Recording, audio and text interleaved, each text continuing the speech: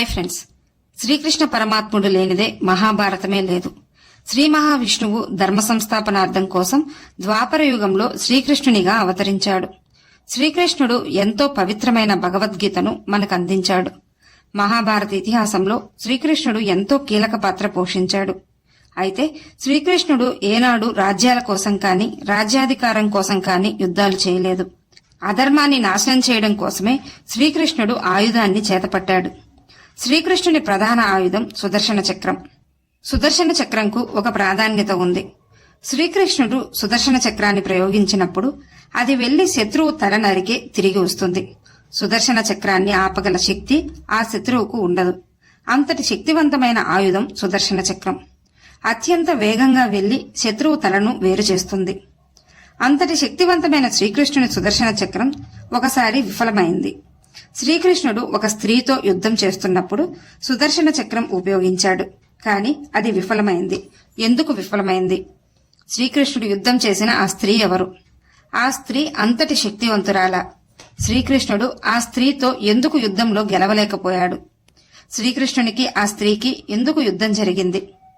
ఆ స్త్రీ ఎందుకు శ్రీకృష్ణునిపై పగ తీర్చుకోవాలనుకుంది? ఇలాంటి సందేహాలన్నింటికీ సమాధానాలు ఈ వీడియోలో తెలుసుకుందాం. వీడియో చూస్తున్న వారిలో ఎవరైనా శ్రీకృష్ణుని భక్తులు ఉన్నట్లయితే తప్పకుండా జై శ్రీకృష్ణ అని కామెంట్ చేయండి. అంతకంటే ముందు ఎవరైనా మన ఛానల్ ని ఫస్ట్ టైం చూస్తుంటే ప్లీజ్ సబ్స్క్రైబ్ చేసుకోండి. అలాగే ఈ వీడియోని తప్పకుండా లైక్ చేయండి. మీ ఒక్క లైక్ మాకెంతో సపోర్ట్ నిస్తుంది. మహాభారతంలో స్త్రీలు కూడా ప్రధాన పాత్రలే పోషించారు. లక్క ఇంటి దహనం నుండి తప్పించుకున్న పాండవులు తమ తల్లి కుంతితో కలిసి అడవుల్లోకి వెళ్లిపోతారు. అక్కడ హిడింబి అనే రాక్షస స్త్రీ తన సోదరుడైన హిడింబాసురునితో అదే అడవిలో జీవిస్తుంటారు. పాండవులు బాగా అలసిపోయి సేద తీరుతుండగా అది క్రూర మృగాలు తిరిగే అడవి అయినందున వారికి కాపలాగా భీముడు కూర్చుని ఉంటాడు. నరవాసన తగలగానే హిడింబాసురుడు హిడింబిని పిలిచి, ఎక్కడో నరవాసన వస్తోంది, వెళ్లి వారిని వెతికి పట్టుకుని చంపి మంచి ఆహారం సిద్ధం చేయమని హిడింబికి హిడింబాసురుడు చెప్తాడు. హిడింబి అలా వెతుకుతూ ముందుకెళ్తుండగా అక్కడి కూర్చుని ఉన్న భీముణ్ణి చూస్తోంది. భీముడు మహాబలవంతుడు, భారీ శరీరం కలవాడు. భీముని శరీరం చూడగానే హిడింబి వచ్చిన పని కూడా మర్చిపోయి ముగ్ధురాలై భీముణ్ణి చూస్తూ ఉండిపోతుంది. హిడింబి రాక్షస జాతి స్త్రీ అయినప్పటికీ తన రూపాన్ని ఆమెకు నచ్చిన విధంగా మార్చుకోగల శక్తి ఉంటుంది. వెంటనే హిడింబి అందమైన స్త్రీ రూపం ధరించి భీముని వద్దకు వెళ్లి తన ఇష్టాన్ని తెలియజేస్తుంది. అలాగే తాను హిడింబి అనే రాక్షసి అని, అలాగే తన గురించి పూర్తిగా వివరించి తనను వివాహం చేసుకుంటే తన సోదరుడైన హిడింబాసురుడి నుండి మీ అందరినీ కాపాడుతానని మాటిస్తుంది. కాని భీముడు అందుకు అంగీకరించడు. చివరకు హిడింబాసురుడు అక్కడికి వచ్చి హిడింబి మాటలు విని చెల్లెలని కూడా కనికరం లేకుండా హిడింబిని చంపాలని చూస్తాడు. కాని భీముడు అడ్డుపడి హిడింబాసురునితో ఘోర యుద్ధం చేసి చివరకు హిడింబాసురుణ్ణి చంపేస్తాడు. భీముని వీరత్వం కల్లారా చూసిన హిడింబి భీముణ్ణి వివాహం చేసుకోమని కోరుతుంది. కాని భీముడు అందుకు అంగీకరించడు. హిడింబి కుంతీదేవిని ప్రాధేయపడుతుంది. కుంతి భవిష్యత్తుపై ముందు చూపు గల స్త్రీ అవడంతో ధర్మరాజుతో మాట్లాడి చివరకు భీముణ్ణి కూడా ఒప్పించి భీమునికి హిడింబికి వివాహం జరిపిస్తుంది. అదే సమయంలో వ్యాస మహర్షి అక్కడికి వచ్చి ఈ వివాహం వలన అంతా మంచే జరుగుతుందని చెప్పి వారిని ఆశీర్వదించి అక్కడి నుంచి వెళ్లిపోతాడు. ఆ తరువాత భీమునికి హిడింబికి ఒక కుమారుడు జన్మిస్తాడు. అతడే ఘటోత్కచుడు. ఘటోత్కచుడు జన్మించిన కొంతకాలానికి పాండవులు ఆ అడవిని వదిలి వెళ్లిపోతారు. వారు హిడింబిని పిలిచినప్పటికీ ఆమె అందుకు నిరాకరించి ఆ అడవుల్లోనే తన కుమారునితో జీవించింది. ఘటోత్కచుడు తన తండ్రిలాగే భారీ శరీరం కలవాడు. అలాగే అత్యంత బలవంతుడు. యుద్ధ విద్యలతో పాటు తన తల్లి వద్ద నుండి మాయా విద్యలు కూడా నేర్చుకున్నాడు. ఘటోత్కచుడు అత్యంత శక్తివంతుడై ఆ అడవుల్లోని రాక్షస జాతికి రాజయ్యాడు. పాండవులు ఎప్పుడు తలుచుకుంటే అప్పుడు ఘటోత్కచుడు వారి ముందు వాలిపోయేవాడు. ఘటోత్కచుడు మాయాశక్తులు కల వీరుడు. పాండవులు ఇంద్రప్రస్థను నిర్మింపజేసుకుని ధర్మరాజు ఇంద్రప్రస్థను పరిపాలిస్తున్న సమయంలో పాండవులు ఘటోత్కచునికి రమ్మని ఆహ్వానం పంపుతారు. దాంతో వెంటనే ఘటోత్కచుడు ఇంద్రప్రస్థకు చేరుకుంటాడు. ఆ సమయంలో శ్రీకృష్ణుడు కూడా అక్కడే ఉంటాడు. ఘటోత్కచుడు వెళ్లి తన తండ్రి భీమునికి నమస్కరించి ఆ తర్వాత అక్కడున్న పెద్దలందరికీ నమస్కరిస్తాడు.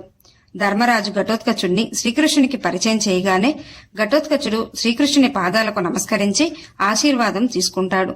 వెంటనే ధర్మరాజు ఘటోత్కచునికి వివాహం చేయాలనుకుంటున్నట్లు, అలాగే ఎవరైనా ఘటోత్కచునికి సరిపడే స్త్రీ ఉందేమో చూడమని శ్రీకృష్ణుణ్ణి ధర్మరాజు కోరతాడు. అందుకు శ్రీకృష్ణుడు ఘటోత్కచునికి సరిపోయే స్త్రీ ఉందంటూ ఆమె గురించి శ్రీకృష్ణుడు ధర్మరాజుకు వివరించడం మొదలు పెడతాడు. అహిలావతి పరమశివునికి గొప్ప భక్తురాలు. కైలాసంలో ఉంటూ పార్వతీదేవికి సేవకురాలిగా ఉండేది. పరమశివుణ్ణి ప్రతిరోజు పూజిస్తూ ఉండేది. అలాగే పార్వతీదేవి పూజకై పూలు సమకూర్చడంతో పాటు పరమశివుని పూజకై అన్నీ సిద్ధం చేసి పెడుతూ ఉండేది. అలా రోజు పూలు సమకూరుస్తున్న క్రమంలో ఒకరోజు వాడిన పూలను పూజకై పెట్టింది. అలా వాడిన పూలను చూసిన పార్వతీదేవి కోపోద్రిక్తురాలై అహిలావతిని శపించేస్తుంది. నువ్వు రాక్షస జాతిలోని రాక్షస స్త్రీగా జన్మించి ఒక భయంకరమైన రాక్షసుణ్ణి వివాహం చేసుకుని నీ జీవితంలో అనేక కష్టాలు పడతావు అంటూ శపిస్తుంది. అహిలావతి వెంటనే తన తప్పు తెలుసుకుని పార్వతీదేవిని క్షమించమని వేడుకొని ఇంకెప్పుడూ ఇలాంటి పొరపాటు జరగదని చెప్పి శాప విముక్తురాల్ని చేయమని ప్రాధేయపడుతుంది. ఇచ్చిన శాపాన్ని వెనక్కి తీసుకోలేను, కాని నీవు పరమశివునికి గొప్ప భక్తురాలవడం వలన నీకు ఒక వరం ఇస్తానని అహిలావతికి పార్వతీదేవి చెప్తుంది.